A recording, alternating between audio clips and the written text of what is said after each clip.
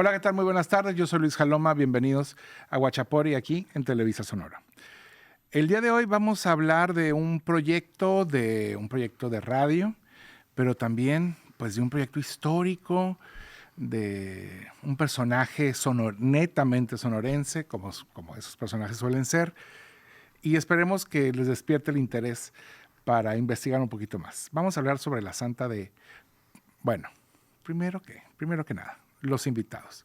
Luisaldo Romero, Melissa Quintanilla, bienvenidos a Huachapori. Gracias por acompañarnos. Muchísimas gracias por la invitación. Y vamos a hablar sobre la santa de Cábora o Cabora. Cabora. Muy bien.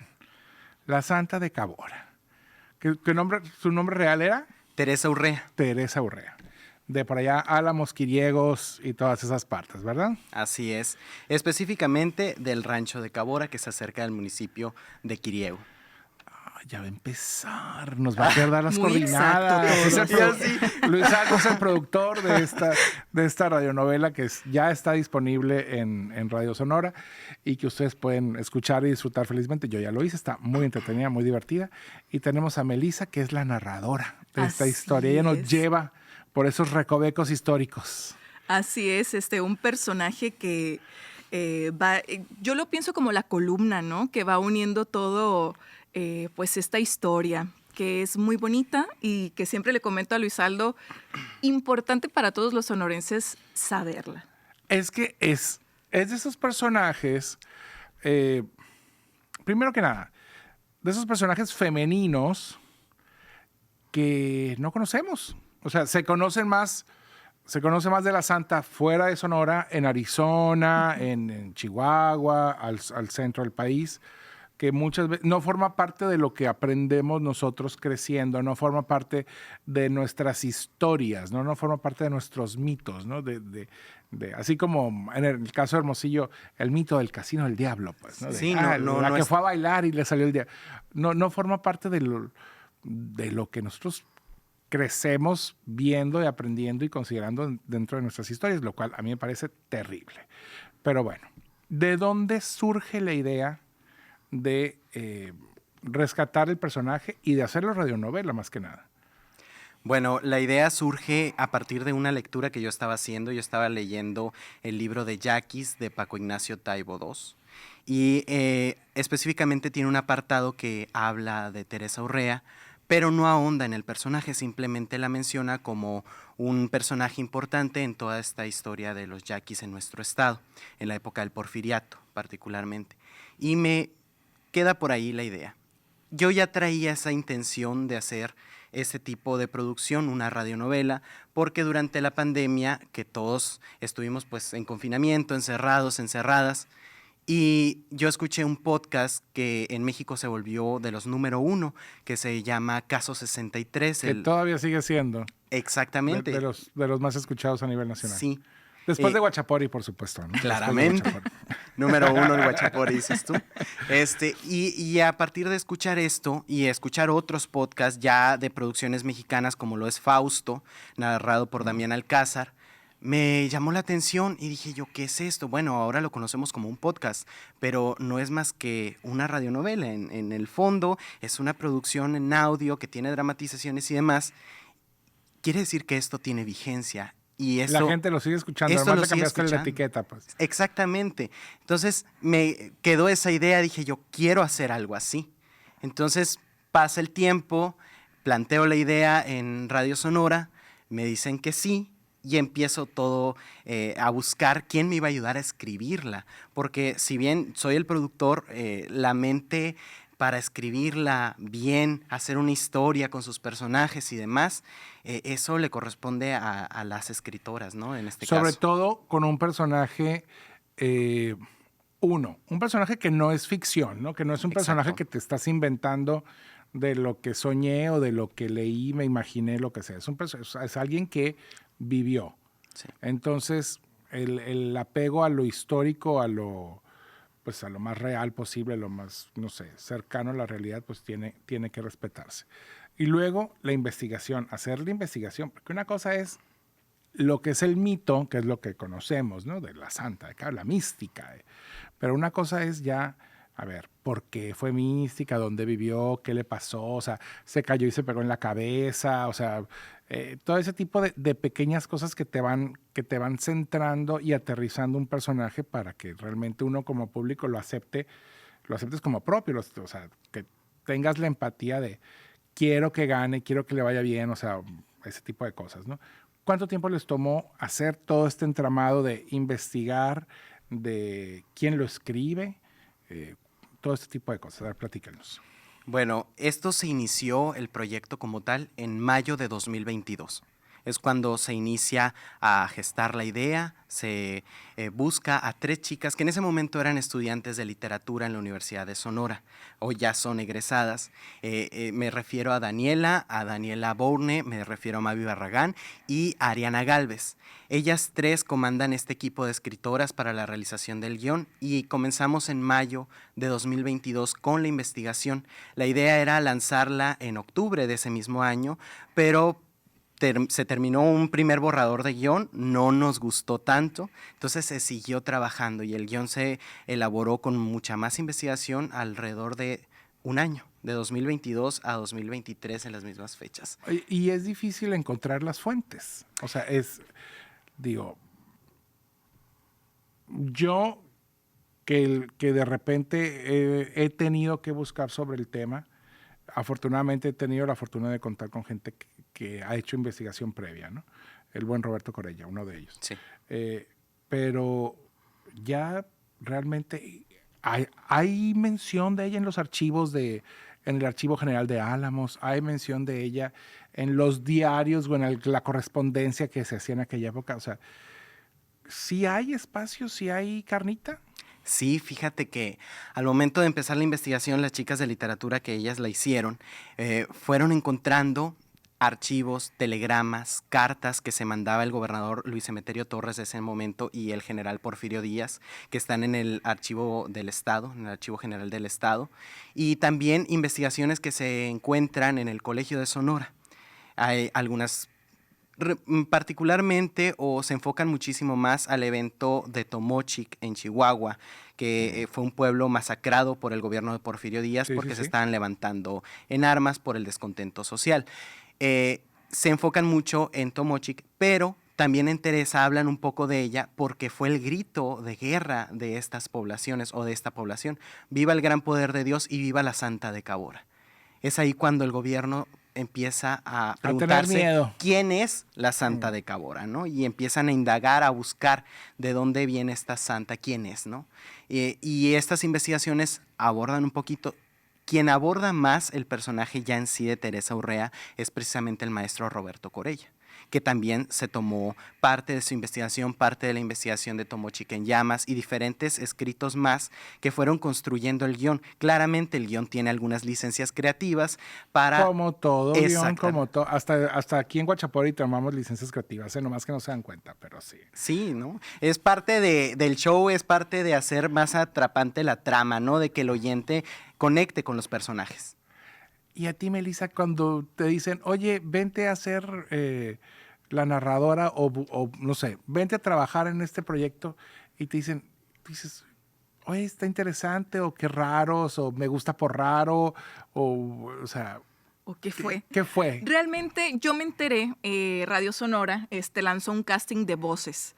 Yo soy licenciada en artes, opción teatro. Y mi pasión siempre ha sido lo vocal. Es una de las herramientas más poderosas que tiene un actor.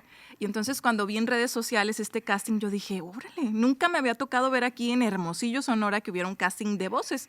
Probablemente, pues para participar en comerciales o en alguna obra de teatro que de repente se lanza por ahí convocatoria, existe. Pero de voces no. Y dije, pues voy a intentarlo. Acudí, creo que fui una de las primeras que hizo casting, aunque ya habían hecho, y yo pensé realmente que cuando llegara a las instalaciones de Radio Sonora íbamos a ver 2 o 3 personas cuando mucho, pero había muchísima gente. ¿Ah, sí? Sí. O sea, estuvo pesado, estuvo competitivo. Sí, Incluso fueron varios días y el día que yo fui estaba lleno el lobby, gente esperando, y de todas las edades, ¿cierto? Queremos queremos el mitote de ese casting. ¿Quién se desgreñó a quién? ¿Por qué no me voy a quedar con el papel? Fue? Yo lo quiero. Y yo dije, bueno, voy a intentarlo. Yo siempre comento que aquí en Sonora las voces son muy bonitas, tenemos voces muy profundas y yo creo que tiene que ver con esta cuestión de las rancherías, de vivir en las lejanías y de que aprendemos a gritar y proyectar, ¿no? Y se produce como esta voz que vamos heredando. Nuestra voz viaja. Así es. Viaja muchos kilómetros y luego lo sabemos, ¿no? Entonces yo empecé a escuchar hablar a todas las personas y había por ahí un maestro, me acuerdo, yo dije, él puede quedar con un personajazo porque tenía una voz muy profunda y me tocó hacer casting con él, no sé si recuerdas, Luisaldo. Leímos nuestra parte, pasó tiempo y ya bastante tiempo después Luisaldo me contacta. Yo no tenía el gusto de conocer a Luisaldo ni a nadie de la producción. Y me dice, Melissa, quedaste en el proyecto de la radionovela de Teresa Urrea, contamos con tu participación. Y yo, claro, eres la narradora. Y yo, pues, qué mejor, le digo, me encanta. Y ahí fue donde yo comencé con esta participación dentro de Teresa Urrea. ¿Ya conocías el personaje? ¿Conocías algo de ella? ¿O fue de llegar y decir, ¿qué es esto? ¿Qué es esto? ¿Cómo es que existe y no sé? Así sucedió. Realmente fue Teresa Urrea. Me sonaba como que por ahí quizá en alguna lectura la había escuchado, pero de yo saber su historia, no. Y es lo que le comento a Luisaldo. Le comentaba a mi papá, y ahora que ya se volvió fan de Teresa Urrea, ¿no? Por la radionovela, me dice, es que yo no sabía todo lo que había sucedido, ni cómo Porfirio estaba atrás de ella, etc. Todas estas cuestiones que son, wow. Es que es una historia... De esas historias que si no supieras así de que fue cierto porque pasó, sí, dices, wow, es una historia súper completa, es una historia así de quien le escribió, mis respetos, porque tiene todos los elementos del drama, del thriller, de lo político, de lo sobrenatural. Lo policíaco. Tiene un poquito de todo, o sea, es una historia, una vida muy, muy rica. Bueno, comenzamos con el proyecto. ¿Cuántos guiones hubo? Hubo... ¿Cuántas versiones? Esa versión, que fue la primera entrega, hubo alrededor de unas ya entregas formales como cinco guiones, ¿no? Wow. 5 guiones porque lo leíamos y no, habla aquí mucho la narradora. Y no, aquí tenemos que hacerlo más natural, que esta sea más conversacional, que no sea tanto de arrojar datos. Porque la narradora, a diferencia de otras narraciones, queríamos en primer lugar que fuera mujer, porque pensamos en narradores y automáticamente pensamos en una voz que habla así, ¿no? ¿Cómo? Pensamos en una voz que habla, érase una vez. Qué bárbaro, ¿no? Ya consiguieron la nueva voz de Televisa. Ya quedó. Entonces, no queríamos eso. Queríamos que fuera una mujer principalmente. Y queríamos que no fuera una voz de locutor o de locutora, sino que fuera una voz que conectara, que interpretara. Y para eso son necesarios actores y actrices, claro. ¿no? Entonces, al momento de ir pues terminando los guiones, queríamos que en el papel se notara esas emociones, se pudiera conectar con los personajes y que de solamente leerlo, sin darle todavía la vida de una interpretación por una actriz o un actor, que ya atrapara en sí de leerlo. Entonces, fueron 5 entregas de guiones. El último dijimos, queda, este es el que queremos. Y es muy equilibrado, ¿no? Entre las intervenciones de la narradora, que son muy puntuales para ubicarnos en tiempo y espacio, y las dramatizaciones o las interpretaciones de algunas escenas que le dan vida vaya la redundancia, a la vida de Teresa Urrea. Qué interesante. Bueno, estamos hablando de la radionovela y todo esto, pero ¿quién es Teresa Urrea? Porque quienes nos están viendo, pues a lo mejor es la primera vez que escuchan de ella. Entonces, picarlos un poquito con un poco de esa historia. A ver, narradora, platícanos quién es Teresa. Invítanos a meternos a la radionovela, a la vida de Teresa Urrea. Y yo se los cuento desde la parte dramática, porque es mi fuerte. Teresa Urrea es una mujer sonorense, que yo creo que estaba muy adelantada a su época. Quizá debió nacer hasta por ahora. Es una mujer que de niña pues no tuvo una muy bonita infancia y tuvo que pues migrar del lado de su madre e irse con su padre, que no había sido pues su padre al estar con ella desde su nacimiento, sino que ella decide irse con él. Lo cual para la época ya era bastante transgresor, ¿no? Ya Sí. era bastante... ¿Cómo vas a dejar a tu madre, mujer, y te vas a ir con...? Sí, ya. Para esas épocas ya era bastante Sí, fuerte, era una fuerte. decisión fuerte. Que ella lo haya asumido así es Ahí nos hablaba de la fuerza del personaje, ¿no? De irse a plantársele a su padre y decir, yo soy Teresa Urrea y soy tu hija, ¿no? Y aquí con me voy a quedar así. Y de aquí Sí. no me sacan, ¿no? Y ahí es donde comienza realmente la historia de la radionovela, si no me equivoco, en la llegada de Teresa Urrea con su padre, ¿no?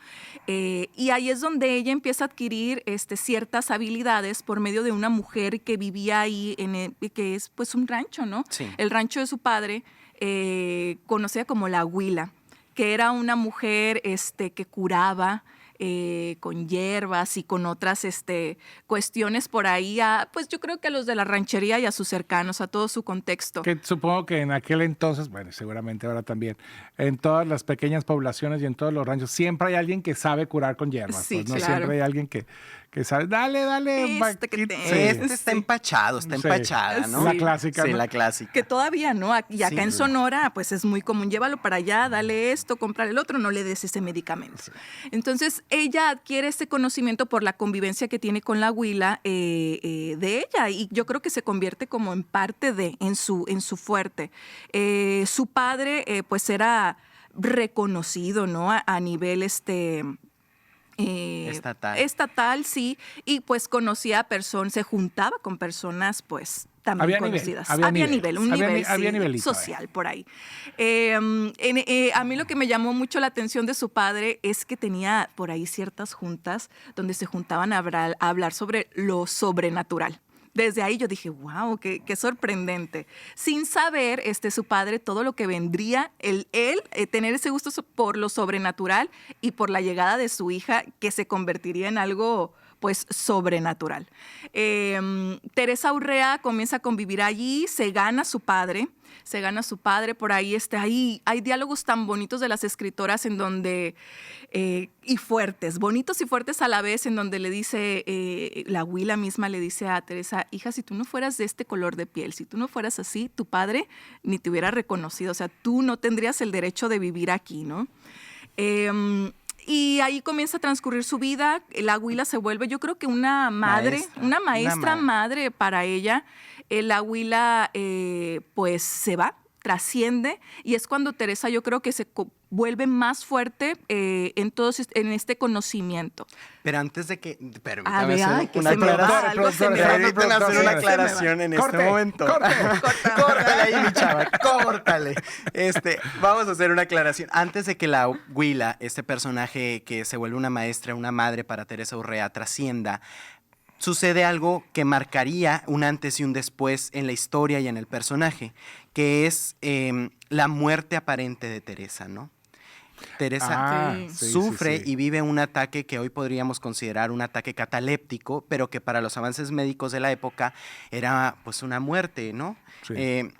Se desmaya, se desploma y aparentemente Teresa estaba muerta, pero después de un tiempo Teresa vuelve a la vida, entre comillas, resucita y dice haber tenido visiones de Dios, que Dios le había hablado en sueños, que el Padre se había manifestado con ella y empieza a tener todo este discurso de paz. Hay que ver el contexto de su época. Su padre era claramente antiporfirista, era un hombre espiritista, hacía esas sesiones espiritistas para estudiar lo sobrenatural. Entonces, sumado esto con las enseñanzas de la Huila en temas de... Lo vas armando un escenario precioso. Y se va conformando la mística del personaje. Se va conformando lo que sería conocida como la Santa de Cabora. Es que imagínate o sea, no sé, que está de todo el mundo, ay, se fue o se murió, ya no está con... Y de repente, no, aquí estoy, O sea, hola, tengo sed. Sí. Y Y es Bit X, Y, Z cosas, pues, y ¿no? súmale que empieza a hacer curaciones, que empieza a sanar a las personas. Y el rancho de Cabora se va convirtiendo en un lugar de procesión, en un lugar al cual ir a visitar a la santa. Fíjate que esto me genera una pregunta, que no sé si en la investigación sale o si se cubrió de alguna manera. Para ese momento histórico, principios finales del siglo XIX, principios del siglo XX, todo ese tipo de cosas, el momento del porfiriato, todo esto. Y sobre todo el lugar geográfico donde era, pues, o sea, que no era una ciudad grande o una ciudad más desarrollada como Hermosillo, Guaymas o alguna cosa así, no, por allá en un rancho, pues, ¿no? ¿Cómo es que la gente o los pobladores o los vecinos o la gente que vivía cerca del rancho no reacciona de una manera positiva y no como, está poseída, vamos a matarla porque es la bruja Es del una demonio, bruja, pues, sí. ¿no? O sea, que es algo que de lo que sí hay registro en otras partes del mundo. O sea, ¿qué es lo que pasa que a ella la gente la acepta como algo positivo, como alguien bueno y no como alguien con intenciones más macabras, pues, ¿no? Qué buena pregunta, porque sí se aborda en el guión y es un diálogo de la narradora. ¿Por qué es esta diferencia? Y tiene mucho que ver con la idiosincrasia de los pueblos, particularmente de la etnia mayo y de la etnia yaqui, que ya había santos y santas en sus poblaciones. Y esto, discúlpenme, investigadores, si a lo mejor no ahondo tanto como lo podrían hacer ellos o ellas, habla de que ya había santos, ya había santas, y eran estas personas que curaban, estas personas que sanaban a las personas. Es parte de la idiosincrasia, o era parte de la idiosincrasia de los pueblos mayos y de los pueblos yaquis. Entonces, cuando aparece Teresa Urrea, es una santa más, digamos, de las que ya había. Sí, pero era una santa que no se parecía. Exacto. A la Tiene santa- este plus de, o sea, yo tengo que no línea se pa- directa con el sí. grandísimo, dices. Sí, o sea. Era una santa que tenía algo más. Y aparte su personalidad era muy magnética, tenía un carisma muy grande con las personas, ¿no? Y empiezan a buscarla, a seguirla. Y aparte, el rancho de Cabora, y volvemos otra vez a las coordenadas geográficas, se encuentra en los límites naturales. Hay un río, un arroyo por ahí que pasa muy cerca, y es el límite, la frontera natural entre la etnia yaqui de la etnia mayo.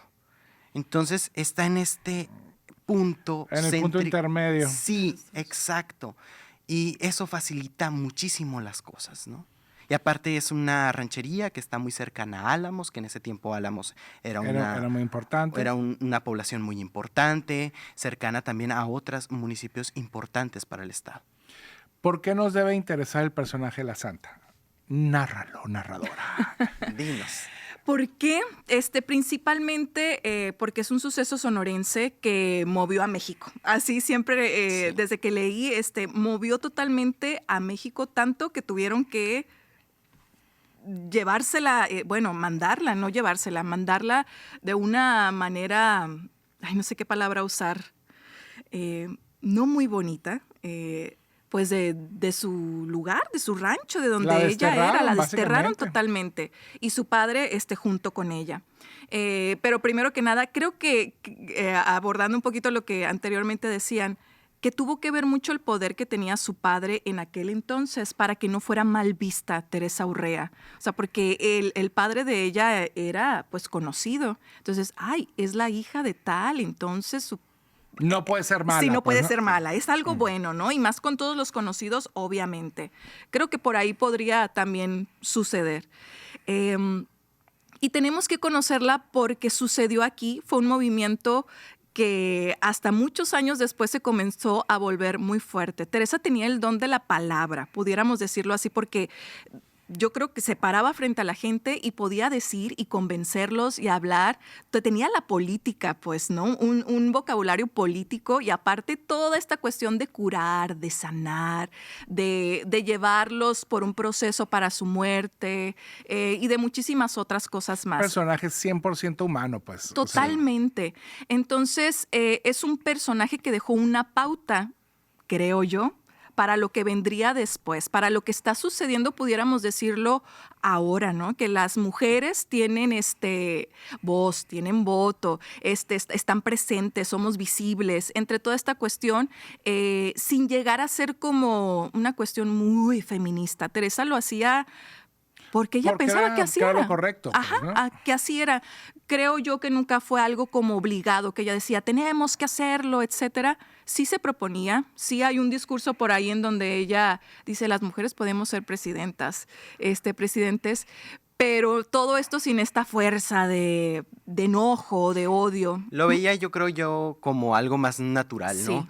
Las Nos mujeres corresponde. Vivimos, Sí. estamos aquí, nos corresponde. Las mujeres podemos hacer esto y para muestra un botón, como quien diría, ¿no? O sea, Teresa ya era con unas ideas muy adelantadas a su tiempo. Estamos hablando de que en 1896 hacen un escrito Teresa, su padre, Lauro Aguirre y otras personas de este grupo que compartían sus ideas y hacen un escrito que se llama Plan Restaurador de la Constitución y Reformista, que proponía en uno de esos artículos que la mujer pudiera acceder al voto y ser votada, que la mujer pudiera tener derecho a cualquier cargo público, inclusive el de presidente de la República.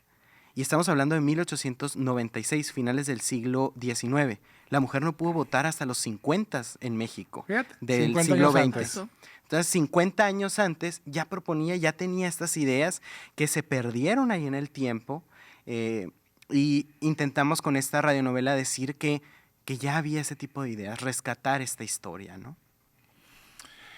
A mí, desde hace mucho tiempo, que me llegó la primera noción de la santa, me intrigó mucho cómo se mezcla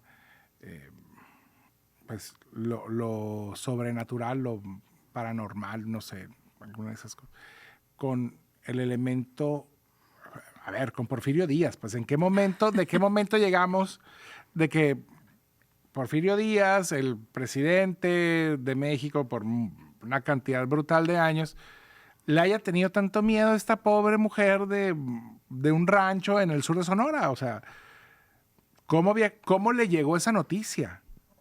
¿Qué es lo que pasa? ¿Qué personajes influyen para que en Palacio Nacional tengan miedo de esta mujer? Pues, o sea, ¿qué empezó a pasar alrededor? ¿Cuál es ese contexto histórico para la santa? Es particularmente el pueblo de Tomochic, en Chihuahua. Cuando pasa eso, que ahí detona. Sí, ahí detona y ahí se vocifera el grito que te mencionaba, viva el gran poder de Dios y viva la santa de Cabora. Sí, pero ahí la gente ya la clama. Ya la clama, Sí. ya hay un llamado por parte de la gente. Y tú sabes que cuando hay movimientos donde pues ellos pensaban, ¿quién es esta santa de Cabora, no? ¿Quién es esta persona que los está movilizando? Teresa no los estaba movilizando. Teresa se convirtió, gracias a su carisma, gracias a su labor de ayudar a las personas, se convirtió en un estandarte. Y yo lo veo de esta forma, en lo muy personal. Teresa Urrea fue para los pueblos que estaban en descontento, los pueblos del norte de México, que estaban en descontento contra el porfiriato, lo que la Virgen de Guadalupe fue para Miguel Hidalgo. Un estandarte. Estandarte, una figura de fe a la cual aferrarse para pelear por lo que ellos creían que era justo. Pero, A ver. hay una pequeña gran diferencia, creo yo. Puedo estar equivocado, me corrigen. La santa estaba viviendo en ese momento. O sea, a final Sí. de cuentas, que tú dices, lo que la Virgen fue para Hidalgo, sí, pero ya era una imagen, era una representación de la Virgen, pues, ¿no? Pero la santa estaba ahí, o sea, en domicilio conocido número 1, pues. Sí, o sea, sí. Entonces, sí tiene que haber un elemento, o qué es lo que detona en la gente tomarla a ella? O sea, cómo los mensajes de ella le llegaban a esta gente? ¿Cómo es que esa gente quedaba convencida? ¿Cómo le creían a ella y no al cura del pueblo? Pues? ¿Cómo le creían a ella y no al político del pueblo o al militar del pueblo? Porque todas esas personas existían, ¿no? De entrada, siendo mujer. Entonces, son cosas que a mí, a lo largo de la poca o mucha información que yo podía tener sobre la santa, pues siempre me ha llamado la atención, pues, de saber cómo funcionaba eso. Y es que es lo fantástico del personaje, ¿no? Cómo esa pregunta que tú haces. Pero yo creo que tiene que ver mucho el contexto, como ya te lo mencionaba, que había un descontento y había no le creían a lo que viniera del gobierno, porque ese mismo gobierno les estaba despojando de lo que ellos por siglos habían tenido, de sus tierras. No le tenían fe No al había gobierno. confianza. Y entonces también no había una fe hacia la iglesia, hacia esa estructura que apoyaba en sus discursos al gobierno. Entonces no tengo ni creerle de este lado, ni le puedo creer a este lado. Había otra vía que en este caso se convirtió en Teresa Urrea. Muy bueno. Híjola, es que esto se pone muy Sí, interesante. y ¿Cuántos capítulos son? Son 4, el 3 se divide en 2 partes, entonces en total vamos a decir que son 5 episodios. Son 5 Ok, episodios de 5 media episodios hora. de media hora. Ya están en plataforma. Entrando el año se suben a plataforma, únicamente como es una radionovela, se estaba pasando por la señal de Radio Sonora, pues la estación piloto y a través de las 30 estaciones, 29 estaciones repetidoras. Y ya después ya queda en plataforma. Sí, después se van a subir a las diferentes plataformas y también van a tener algunas retransmisiones a través de la radio tradicional. Va a estar. ¿Qué te deja la historia de la santa? Me deja muchas cosas. Personalmente, primeramente diría yo, pues enriquecer mi trabajo, ¿no? Que para acá en Sonora Sonora no había hecho una radionovela hace 30 años. Entonces... Hace 30 años, ¿en serio? Sí, bueno, al menos en Radio Sonora, en la programación hace 30 años que no se producía una radionovela.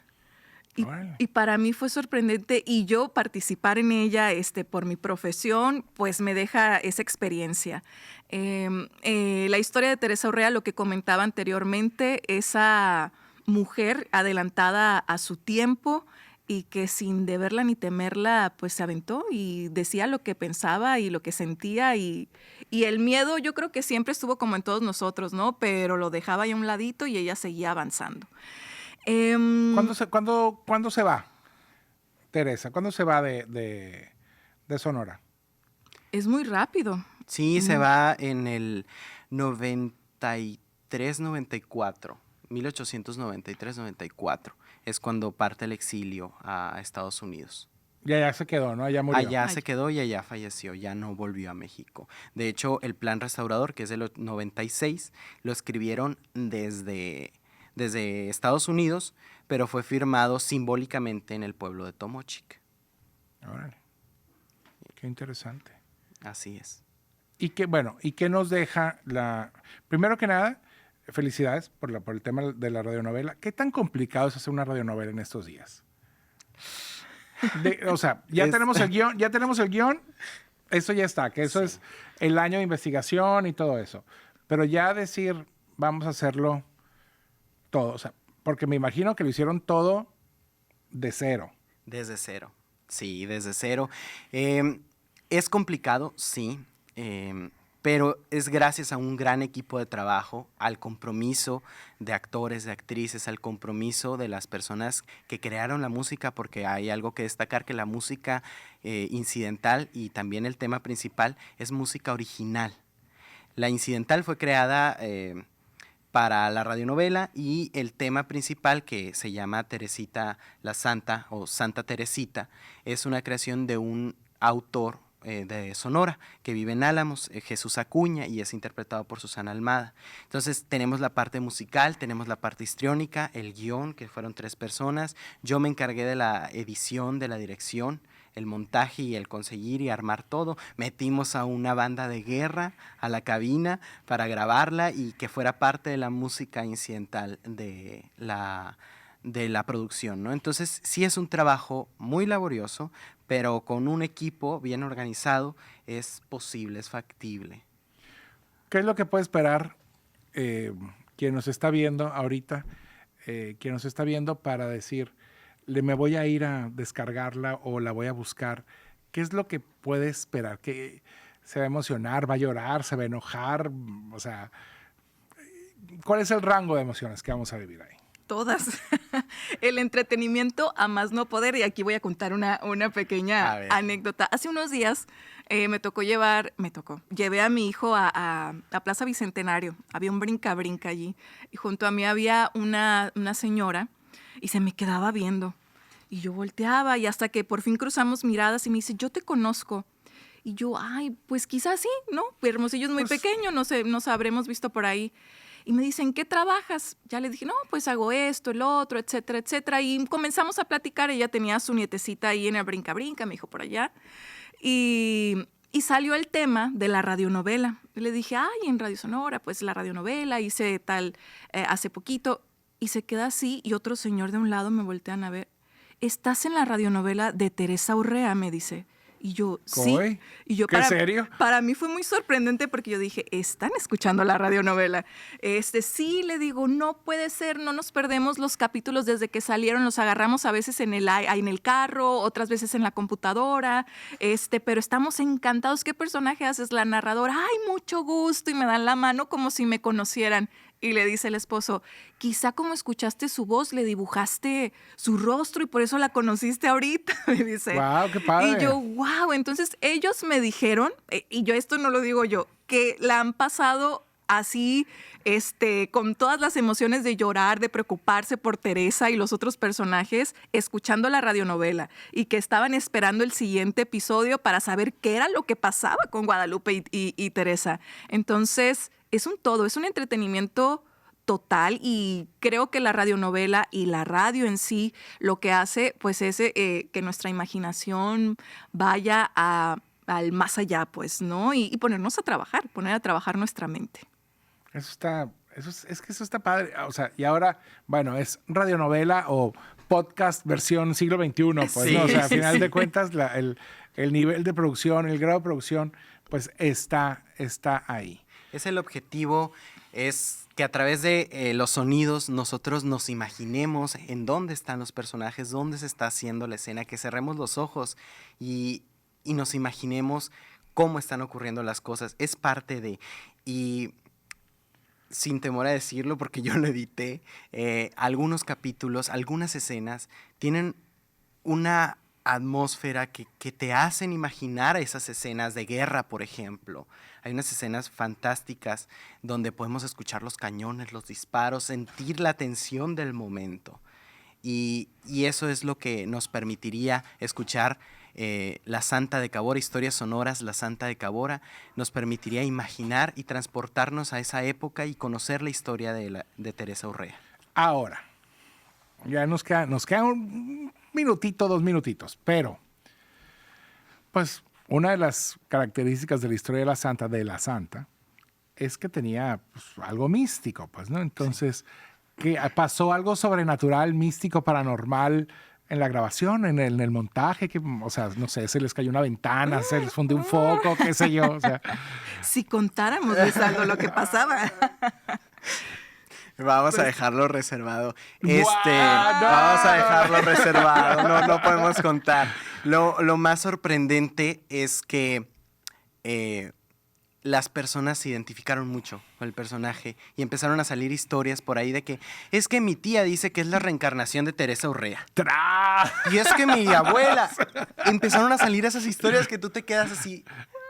Y tú le pones a grabar, ¿no? Y sí. Que graben. A ver, vamos a hacer una sesión en estos momentos. Teresa, estás aquí. ¿No? O sea, sí pasaron estas historias, sí, entonces. Sí. Totalmente, la audiencia se reportaban, mandaban sus mensajes, sus audios, contando sus historias en referencia al personaje. Y eso nos sorprendió de sobremanera. Qué padre, qué padre. Se me hace muy interesante, se me hace un proyecto muy padre, sobre todo en ir rescatando estos personajes y replantearlos para el siglo XXI, para una audiencia más joven, para una audiencia que pues le pueda apostar a este tipo de historias, que están padres, pues. Sí, totalmente. Sobre todo que son historias reales, pues, ¿no? O sea, sí vivió, sí transitó por esas calles, o sea, sí pasó, hay registro, pues. Entonces, pueden ir a Cabora ahorita. Y lo importante creo es que no esperen una historia con fechas y lugares así exactos. Es realmente una historia con el drama, con todo el suceso, porque muchos les decían, ay, los invito a que escuchen la radionovela, y pensaban que era en 1800, okay. O sea, la narración sí, del libro de texto, totalmente pues, ¿no? piensan que es eso, pero no, es todo lo contrario. O sea, es incluso mejor que ver una película. Sí. Porque No es un tú creas, documental. no es un documental, No. para nada. No. Para Es nada. entretenimiento puro a través de la es, radio así es. y en las plataformas y en sus dispositivos. Chicos, se nos acaba el tiempo. No. Qué rápido fue la hora, ¿no? Sí, ya sé. ¿Qué va? Fue Teresa Urrea. Fue Teresa Urrea y que ahorita se va a empezar a mover la mesa. Aquí está Se Teresa. levanta, levita. Sí. Chicos, muchísimas gracias por estar con nosotros en Guachapori. Pues invitamos a todo el público a que busque ¿cómo se llama? Historias sonoras La Santa de Cabora a partir de enero de este 2024. Que este episodio ya sale en el 2024. Entonces, a partir de estas fechas ya van a estar disponibles en todas las en plataformas. las plataformas que usted busque. Y pues bueno, nosotros seguimos aquí en Guachapori. Luis Aldo Romero, Melissa Quintanilla, muchísimas gracias por estar con nosotros. Y queremos más, ¿eh? Queremos más radionovelas de otros personajes históricos. Ahí anda la Lola Casanova, rescátenla, por favor. En el Inter, yo soy Luis Jaloma y esto fue Guachapori en Televisa Sonora. Nos vemos la próxima.